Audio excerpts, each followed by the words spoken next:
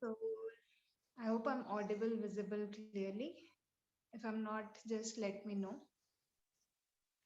You're audible, ma'am. Oh, great. Awesome. So let's begin today's session then. Sit comfortably on your mat and keep the back neck straight. Gently close your eyes. Whenever you feel ready, very gently close the eyes and start observing your breath.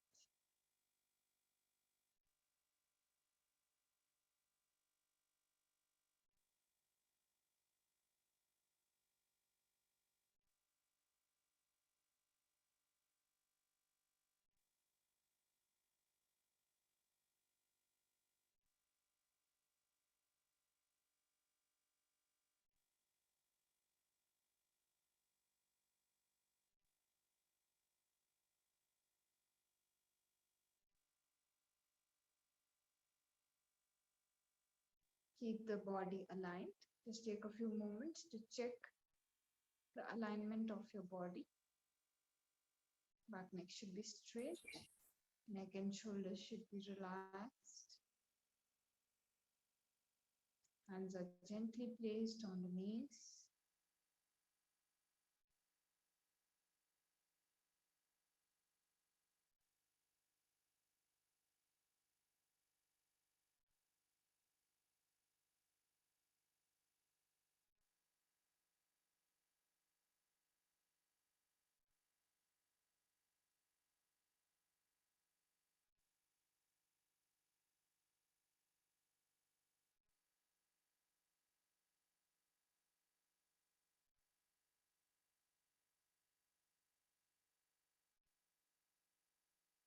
Slowly begin to deepen the breathing.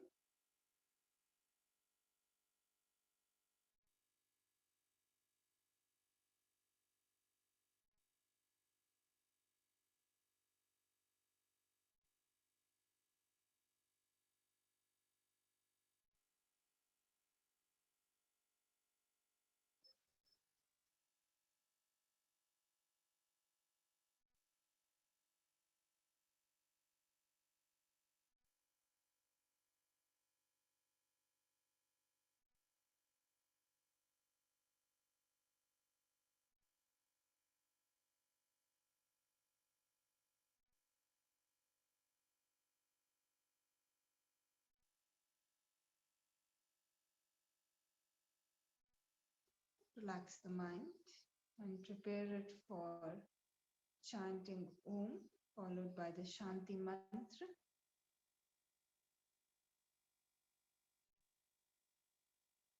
Inhale deeply for Om.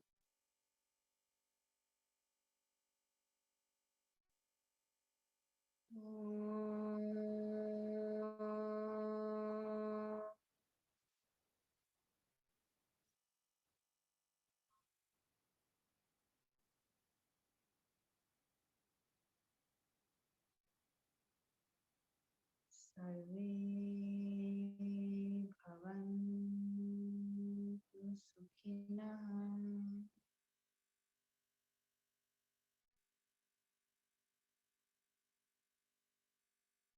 सर्वे सन्तु निरामयाः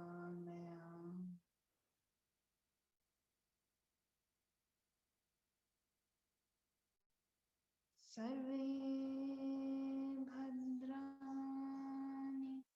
पश्यन्तु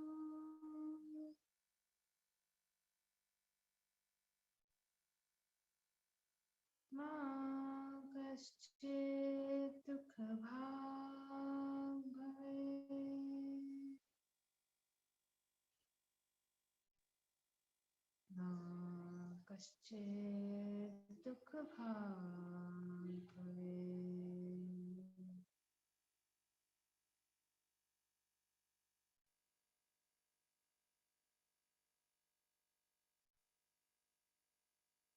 ॐ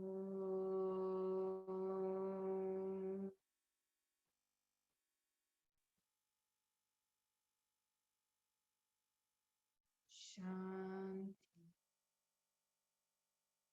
शान्ति शान्तिः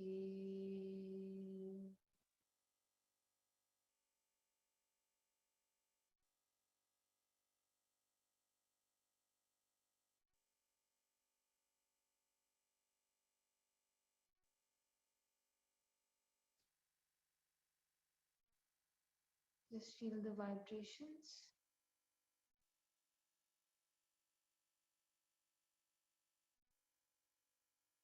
Join your palms together and rub the palms together.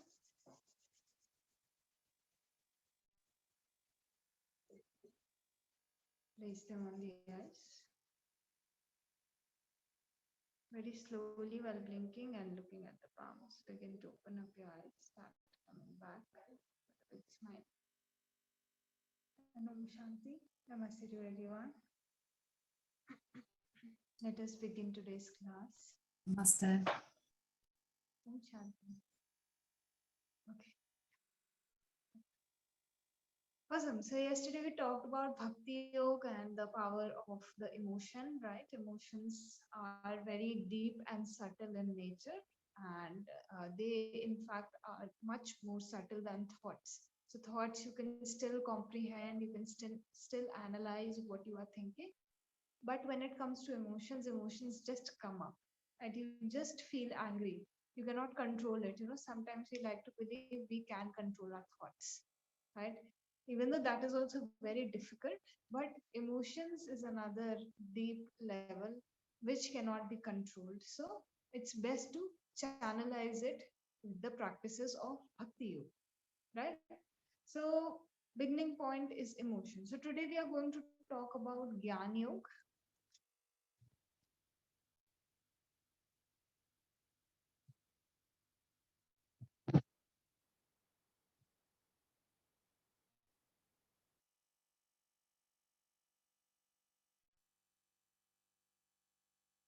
Jnana,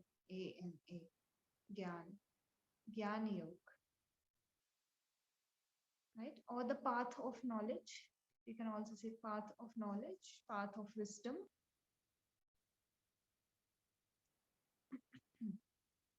The word Gyan literally means wisdom,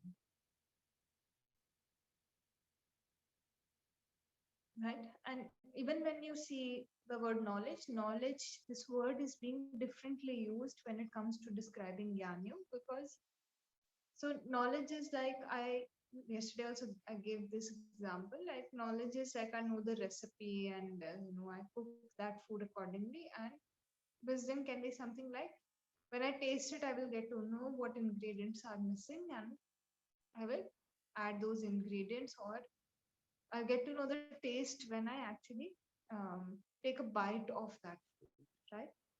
So when knowledge, this word is used in Gyan Yoga, it's not used as a bookish knowledge kind of thing.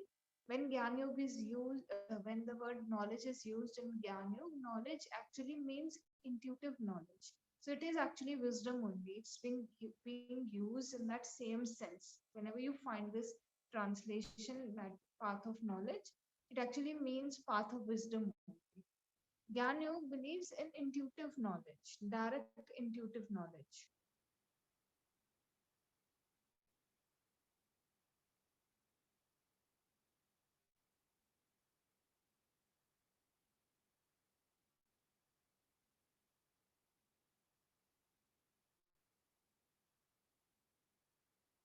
Right?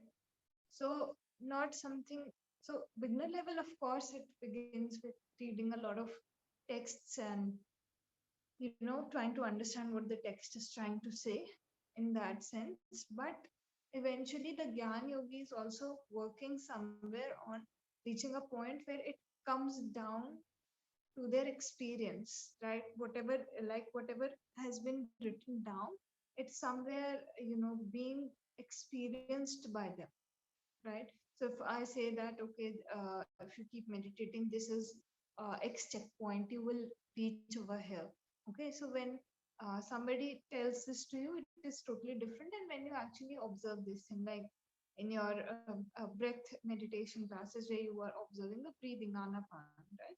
So ma'am kept saying, pain will go away, pain will go away. And in the beginning classes, you would have just been there and been like, oh, it's hurting so much, it's hurting so much, you know, and this pain doesn't go away, ma'am doesn't know anything, right? This thing comes up in the mind that ma'am doesn't know anything, it is hurting too much. But if you take a strong determination and you sit for a long period of time, you see that that pain also goes away eventually. You have to stick with your practice and be very patient, right? That is when you start seeing that the pain is going away. So when you see that the pain is going away, you're just like, okay, she was saying the right thing. It is not a permanent pain, it is going to go away. So one thing is that you were told in the class in the beginning that this happens. So I just say, okay, let us try.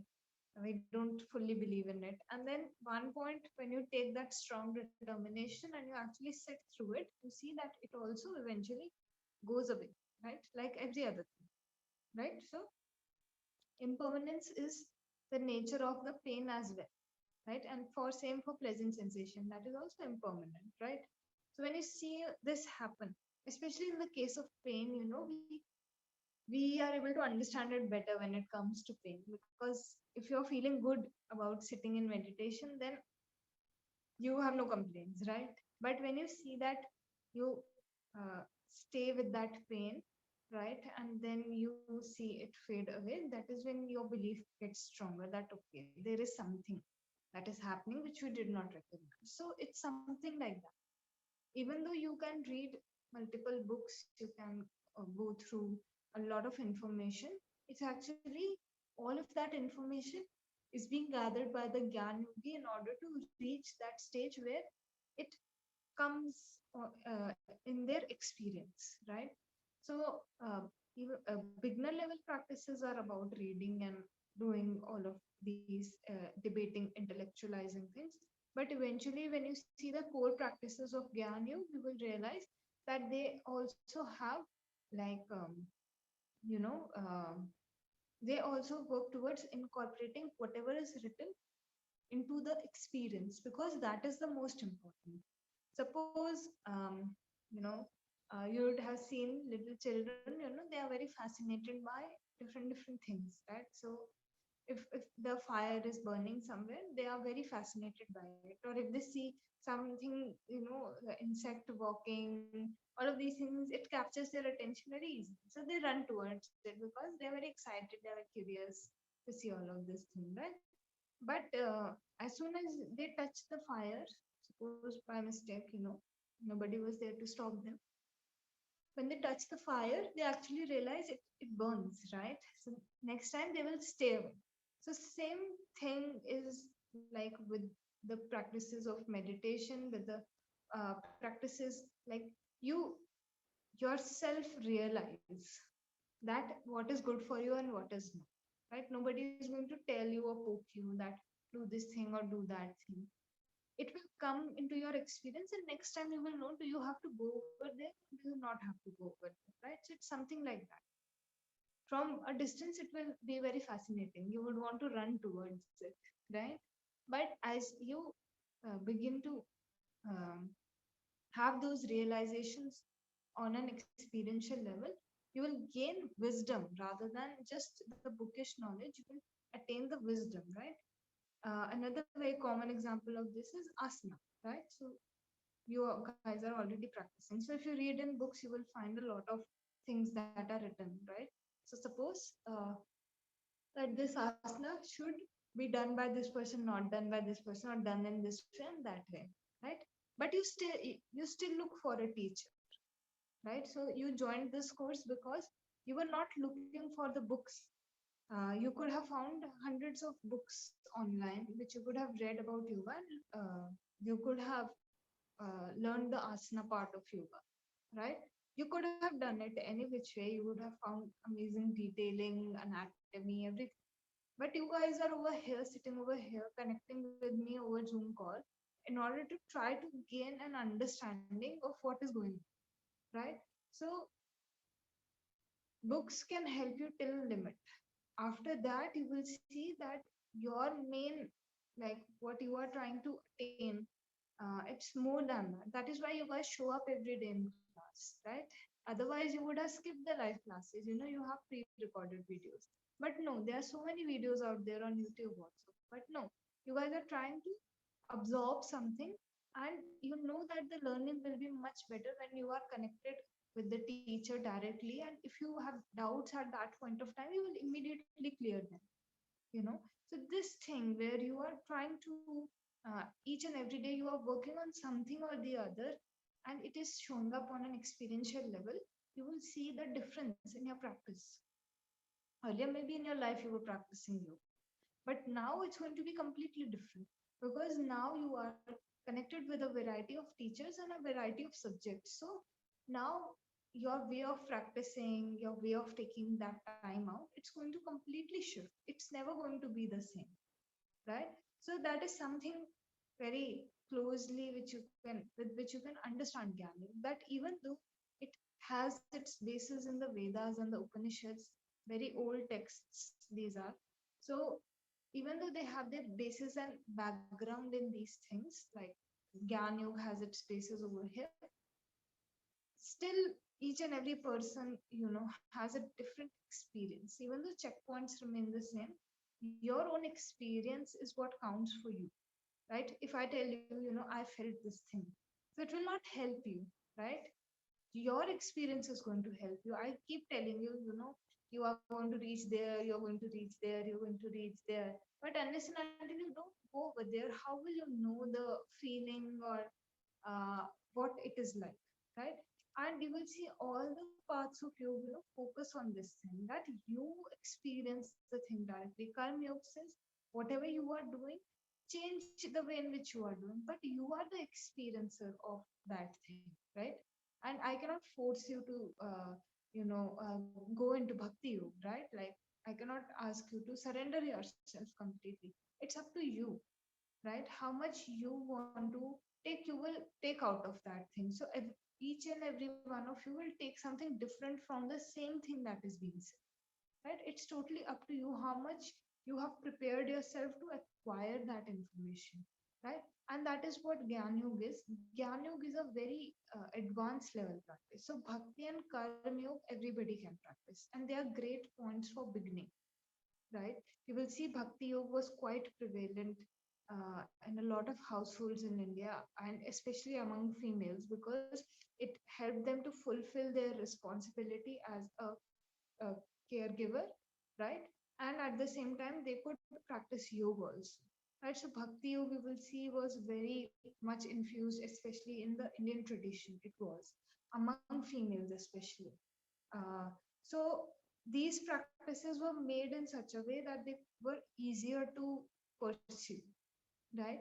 And they did not require so much, like, anybody could begin with these practices. But Gyan Yoga and Raj Yoga. So we will talk about Raj Yoga also. So Gyan Yoga and Raj Yoga, they are advanced level practices, right? So Gyan Yoga, you will see, is generally born rather than just choosing this path.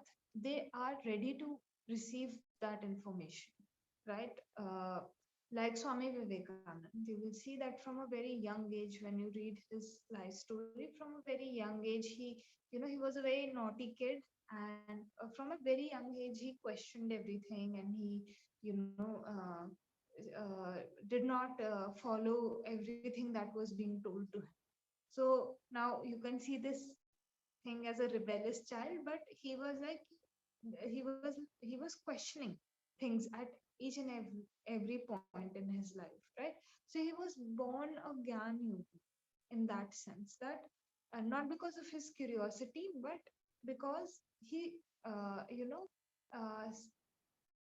was constantly, even as a kid, he was constantly questioning everything, and you will see his journey, like, uh, advanced very greatly and very quickly. He did not require a lot of time.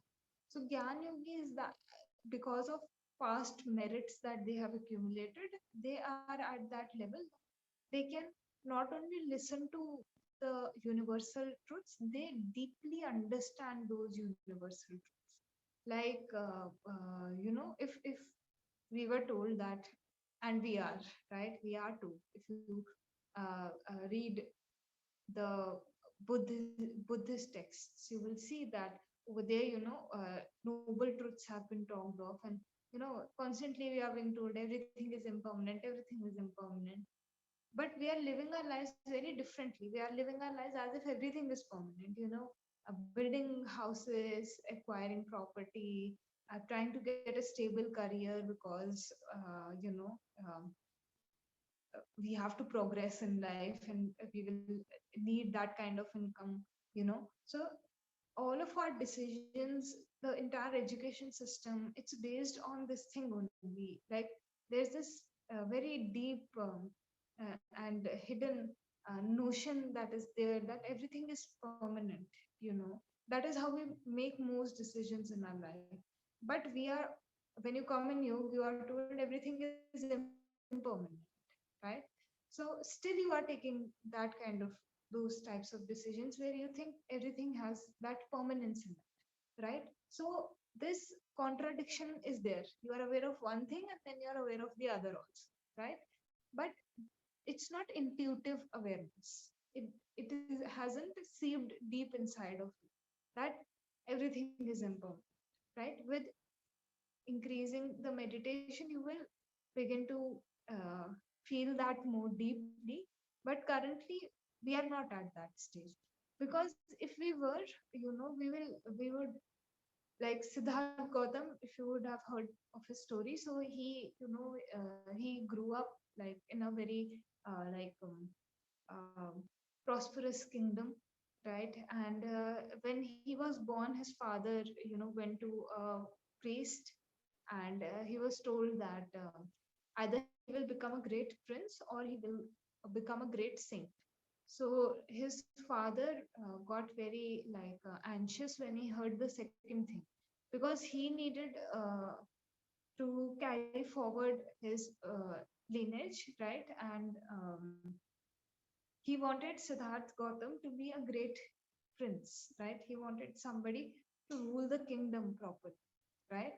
But when he heard the second thing, he was like, how will this continue? So what he did was, he gave Siddharth Gautam everything, like all the wealth, everything. The kingdom is said to be so beautiful where, you know, uh, Siddharth Gautam lived. That kingdom was so good. He had all the wealth, he had all the luxuries. But one time when he slipped out, right, and he had four instances. There were four instances that happened, and it impacted him so deeply that it gave him the courage and the understanding that he had to leave his family behind. So he left his wife and his son behind in order to find a permanent solution for suffering, right? Ending the suffering, right? So this kind of realization comes when the guru is teaching. That kind of realization comes to the student, right? So the student has to be already very developed and prepared for receiving that kind of information. And it's very difficult to stick to the path of Gyanyu, because there are certain truths we are not ready to listen to right now, right? So we will get scared, we will try to ignore those things. So we are not ready to even hear certain truths. So suppose you begin on the path of Gyanyu, which is very good, but eventually you read some things which you are not able to digest. So it's very hard to stick to the path of Gyanyu if you are not ready for it. So a lot of people end up leaving as well, right? They come with a lot of enthusiasm, but they end up leaving also because uh, some realities of life are too harsh to face, right?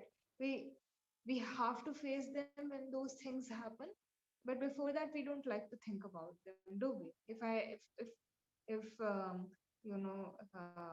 tell you that, of course, everything that, and everything that is born, it's going to like die someday, right? So there is life, there is death, both of them come together, right? So most days we would like to be oblivious towards such things, right? But then sometimes a very big shock comes in life and we get the you know like shock of that thing. So then it becomes inevitable, right? Then you cannot ignore these things. But until then, we are just fine uh, trying to ignore these things, right? So we are not ready. But some people are born that way, that they are able to handle these deep truths. So that is the path of Gnana Yoga. Gnana Yoga believes that the main cause of suffering is avidya.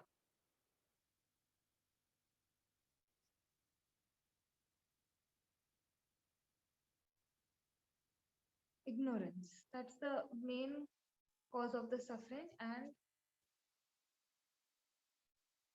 developing discrimination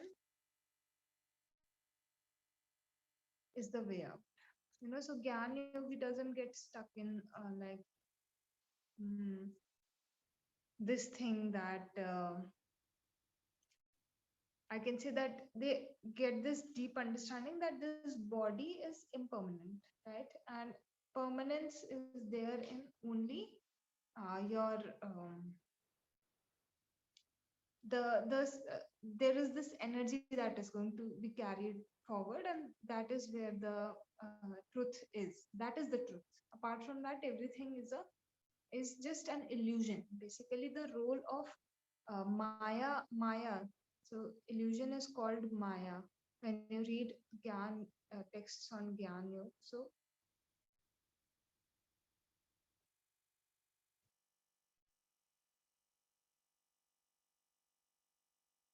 yeah. So this illusion that the body, this is an illusion that we have, that the body is going to be permanent, right? But we are only going to get older with each passing day, right? Aren't we? So this ignorance is what keeps us away from the truth. Actually, if we see this thing, it's the ignorance which is keeping us away from the reality, which is that this is impermanent. This body, it's impermanent, but there is some part of us which is permanent. Right now, this is a very deep truth, but we are not able to recognize it that deeply. If we would have, maybe we would not have been sitting over here taking these classes. We would have been like, I have very less time, let me go and do meditation. Right, I cannot take these classes, right? So uh, this kind of intuitive understanding, it begins to come in when we talk of Gyan Yoga. So it's the ignorance which is keeping us away, and the more we go deeper into these practices, the more discrimination we develop, and the discrimination helps us to get free from the bondages of the illusion. So eh, the you would have heard life is an illusion, right? So all of these things, they become illusions because they take us away from the reality, which is that there is some permanence that is there within us, but it's not the type of permanence we think there is, right? So when you look at Gyan Yoga, so you will see Bhagavad Gita. Like I told you, everything is discussed in Bhagavad Gita. So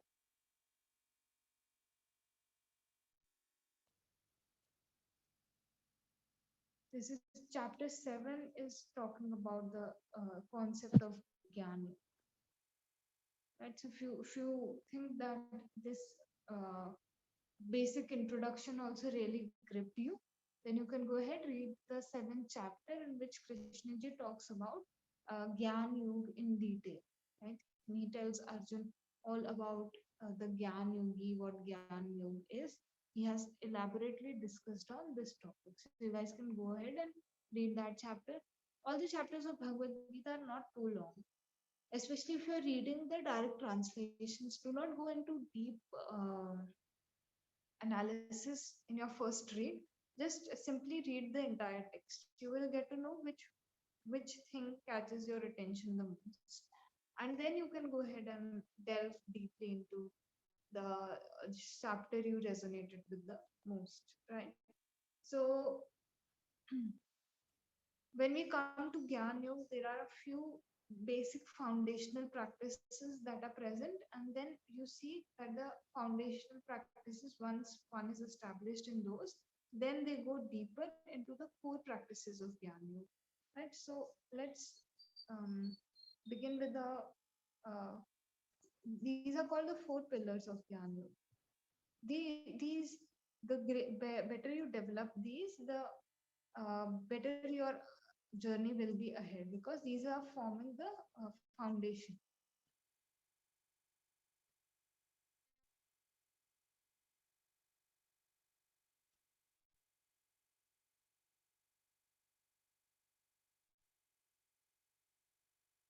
These are also called sadhana chatushtaya.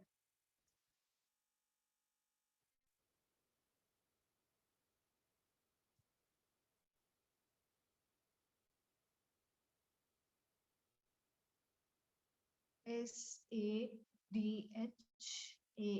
sadhana chatushtaya. CHATUSHTAY,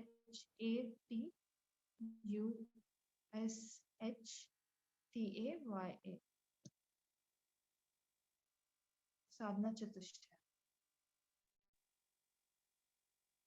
Basically, when you begin on the path of Jnana Yoga, there are certain uh, you know practices which help you strengthen the mind, strengthen your emotions, and by strengthening I mean that you are able to gain a little bit more control over them, and not control in the sense that you are controlling, but overall you will see that this comes naturally. Initially, you will get in mechanical practice, and then you will see naturally your entire being is being changed, right? So, whenever you begin with something, always make sure that you stick to it for a long period of time, right? So, that doesn't mean that you do it for 1 month, 2 months, 4 months. That is not long period of time. Okay, if you really want to see the impact of something on your life, give it minimum.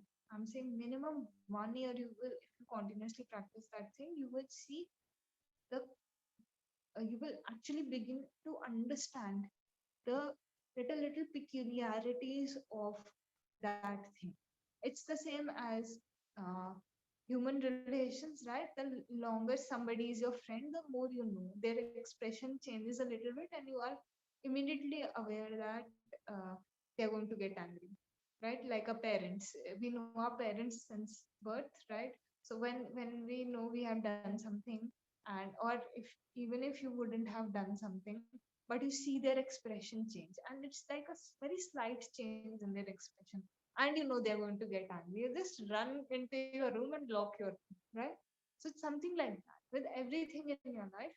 If you want to know it deeply, if you want to understand each and every nuance of that thing, you will have to stick with it for a long period of time, and you will see you are getting an understanding of what is being talked about whenever you read those books and everything. So support that knowledge with the practice also. And Gyan Yoga also doesn't say that only stick to the knowledge, right? Whatever you are acquiring. It in the core practices, it has this uh, part of introspecting and even meditating, right? So it encourages you to begin with the intellect, but eventually it has to come down to your own experience, right? So if we look at the sadhana chatushthay, the four pillars. So first one is your uh,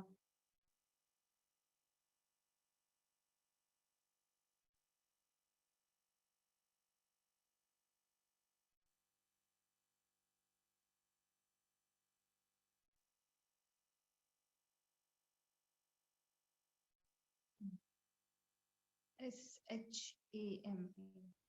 I think that's the correct spelling.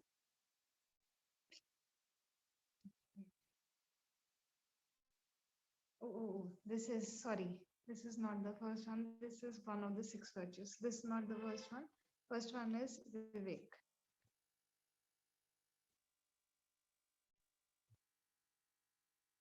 Sorry, I went to. The Shama is not the first one. The first one is Vivek, right? Vivek or discrimination. So we have already talked about this. That Gyan deeply believes in the development of the discrimination. If once you get to know that something is not good or something is good for you, so you will go in that direction.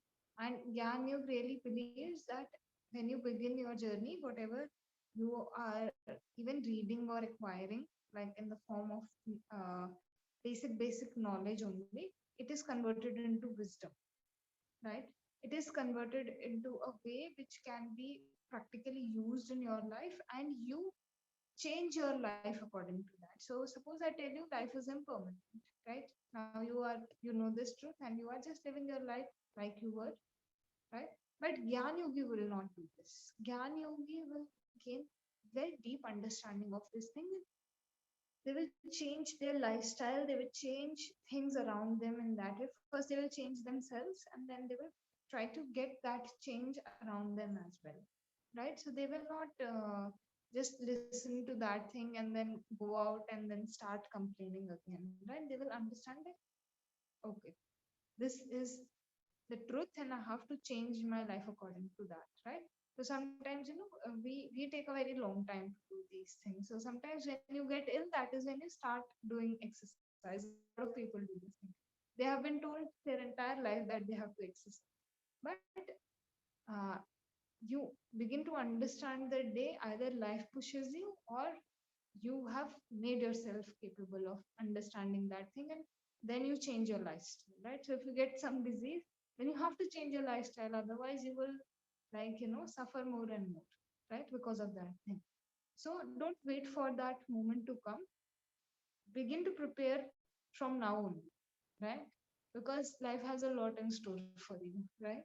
So begin to prepare from today only. So developing discrimination, like you are attending all of your classes, so you are developing some discrimination. Earlier you would have had different standards or different metrics for analyzing a situation. Now that is beginning to change, so you will see a change in all the situations around you as well, because you are working on your own self, right? Then you will see that when you develop this discrimination, automatically a sense of detachment will begin to come.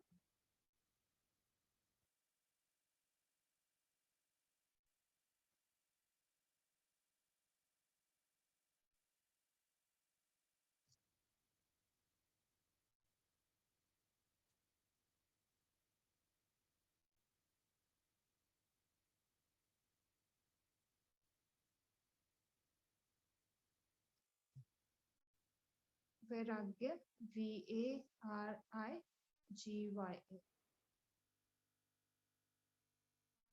So this, if you know that something, suppose you know that the fire is going to hurt, so you're going to step back away from it, right? You're not going to touch the fire again, right? So in that same way, when you develop this discrimination, when you develop this wisdom, you will also begin to see that a sense of detachment is coming. So we'll see a lot of people who come into spiritual practices, they start feeling very detached from everything that is happening around them. They're just like, it's happening, let it happen, it will go away, right? So because of their own practice, they see that they are feeling more detached now. They're not that triggered that easily. Same for you guys. So I have been telling you this thing from the beginning only. The more you practice, the more you will see that now you're not triggered at that level, right? So why is this happening? Because sense of detachment coming is developing inside of you. And when you develop this sense of detachment, you will, like, you're not specifically working towards it, right? But as a product of your own practice, you will see that you are much more detached, right, than you were earlier. Earlier you were triggered immediately, or say in 5 seconds. Now you're triggered in 10 seconds. That is also a level of detachment. You were able to increase that, make that you know level of triggering come to double the time, right? First you were being triggered in 5 seconds, now it's taking 10 seconds. So there is this pause, there is this detachment that is coming in, and eventually this is the exact detachment which will take you to your final goal. So don't discount these little developments that you are doing, right, with your yoga journey, because these very little things are going to form the foundation of preparing you for the main thing, right? So each and every day as you are developing and as you are growing, you will see that you are progressing on your path, right? So this is bound to come naturally as you go deeper into spiritual practices. And some people fear this thing, so they run away. Again, they are just like, if I feel detached, how will I work? If I feel detached, then I won't be able to exist in society. No, you will still be able to exist and in a very relaxed manner, because now the sense of attachment is going away from whatever you are doing. So the mind is much more stable when you are detached. So if you go for serving somewhere or volunteering somewhere, you are not worried or tensed at all. You're just like, okay, I'm supposed to do this thing. You're not constantly thinking, okay, I will get this much money or I will get this much out of this. So these are all subconscious calculations that the mind goes into when you are attached to the result, right? If you are totally detached, you are just doing it as a volunteering thing. You like that thing or you believe in that cause, you will see that you are very, very relaxed and you are just contributing whatever you can, however much you can. You are just contributing in that thing, right? So same thing, it's going to come very naturally. The more you develop your discrimination, the detachment is going to come side by side. They come together, right? So they are like leading to one another. They are supporting each other as well, right? And they are going to help each other to coexist, right? So if you stop practicing totally, then you will see you start getting angry at the same level like you did before. So it's very important to keep the practice continuous, to not think that it's going to last forever. Whatever you are doing right now, it's going to last you forever, right? So it's going to show its impact when you show your dedication and continuity towards that thing. Otherwise, it's like you don't practice asanas, right? So if you practice asanas for continued period of time, you will be able to do all sorts of asanas, and then you leave your practice totally. You abandon it. So after a few months, when you start, you won't even be able to bend properly forward. You are not able to touch the ground with a straight back, right? Or with keeping the knees straight, you will have to bend the knee. So you are going to lose your progress, right? Same thing is with all other things, right? If you leave the practice, you will lose your progress. So don't think that if at a particular point of time you gained control over the mind and the emotions, or you were actually trying to, just uh, the all the progress that you make, basically, right? So if you think that now I'm not going to get angry at that level ever again in my life, so that's not going to happen. Even when you are practicing, some days you will get highly triggered and you will go into a very high mode of reaction also, right? But baby steps, that is I'm saying, and continuity is very important when you are practicing any form of yoga, right? This is not specifically for Jnana Yoga, I'm saying. Okay. So then comes the when you work on developing the discrimination and the detachment, both of these things, you will reach a stage where now you need to like work on the mind and emotions more deeply. So Shat Sampat.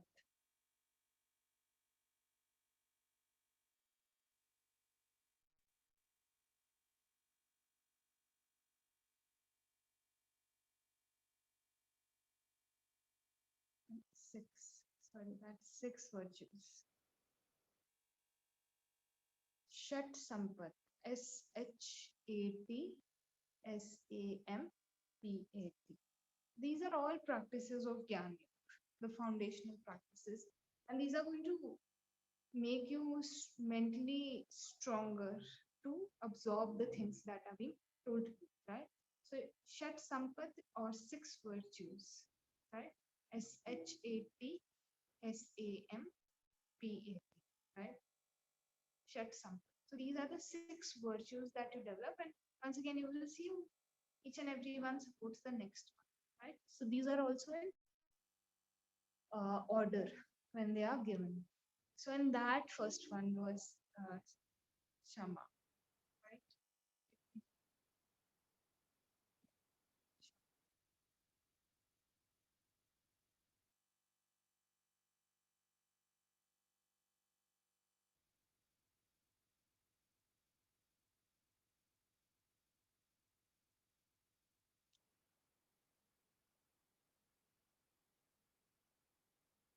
That's controlling.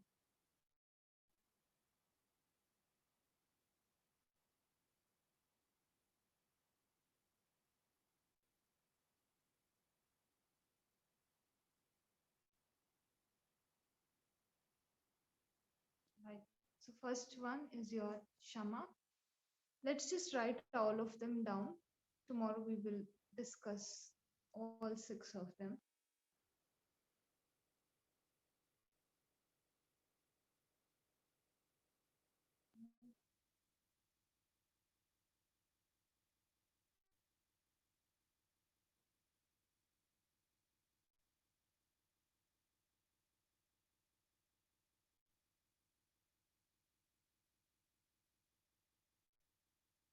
Then we have Dhamma.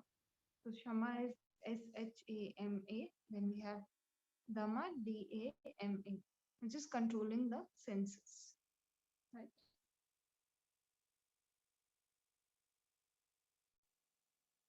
Then we have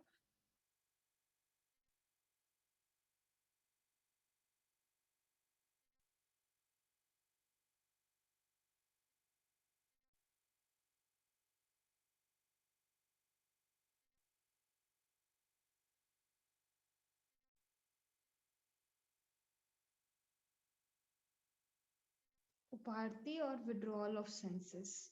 UPARTI. Uparti.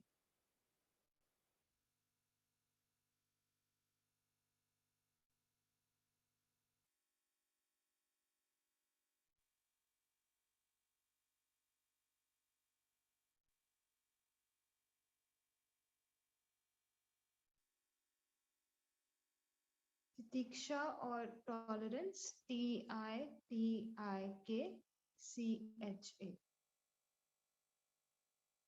Right. Then we have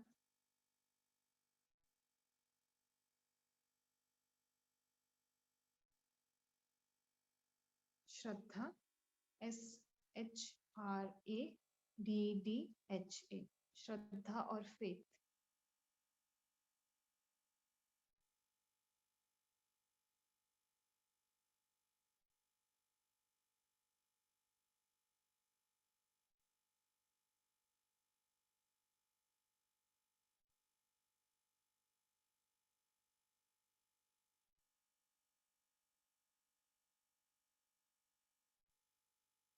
And last we have Samadhan, SAMADHAN, or mental focus. Right? So this is the third out of the 4 pillars. This is the third pillar. So first is Vivek, then Vairagya, then Shat Sampat. In Shat Sampat, we have these 6 virtues, and 4th one is your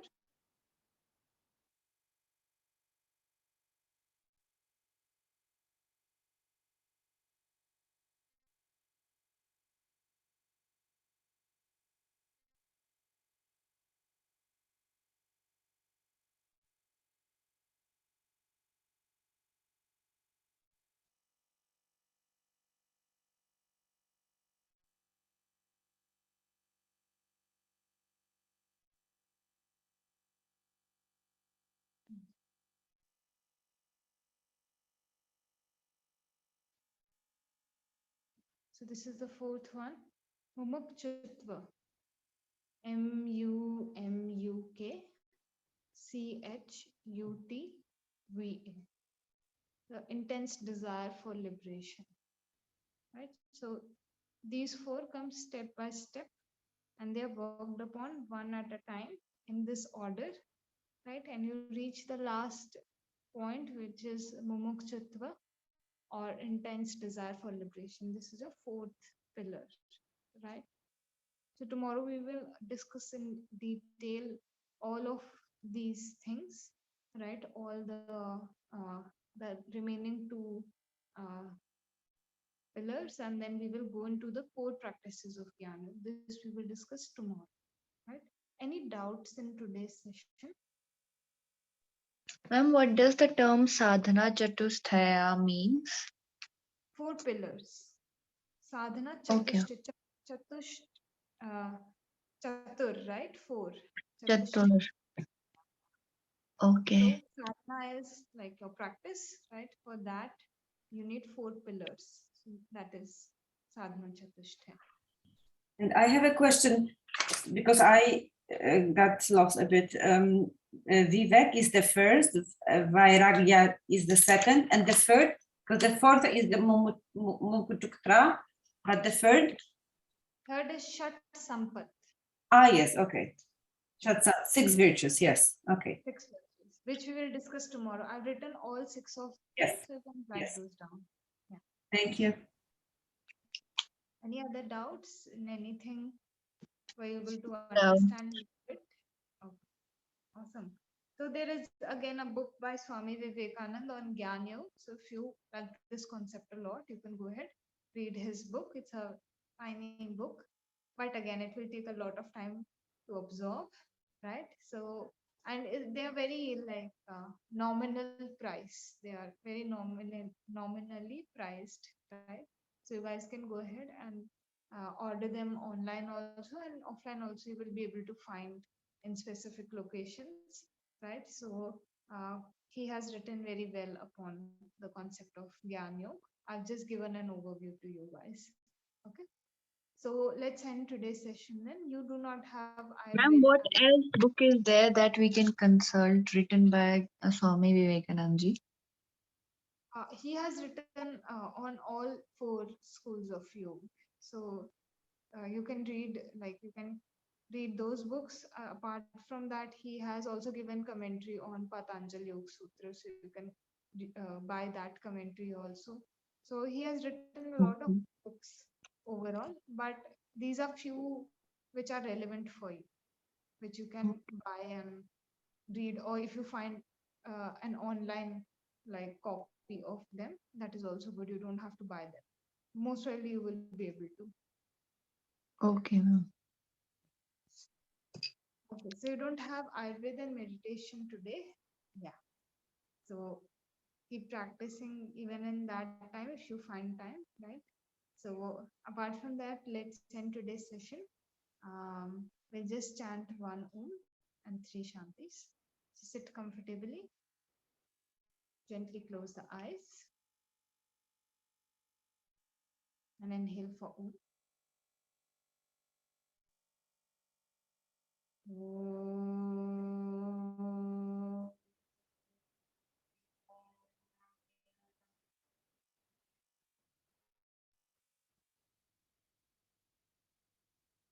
Shanti. Shanti. Shanti.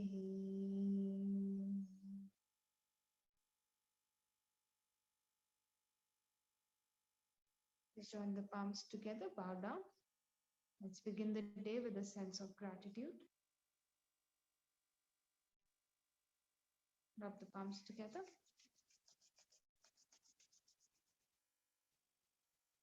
With them on the eyes. Very slowly while blinking and looking at the palms, open up your eyes, start the mouth with a smile.